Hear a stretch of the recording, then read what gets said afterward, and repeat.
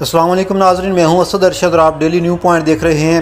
नाज़रीन, पीटीआई के कारकुनान ने अपनी मदद आपके तहत पुल बना लिया है। मनाज़र आप देख रहे हैं, कारकुन नारेबाजी भी कर रहे हैं।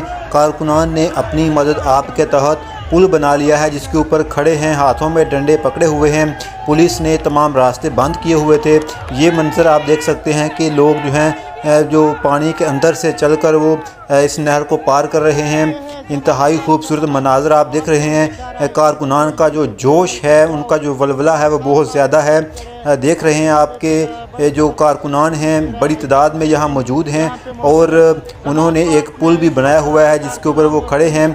उसके सामने पुलिस जो वो खड़ी है, वो उनको आगे गुजरने नहीं दे रही।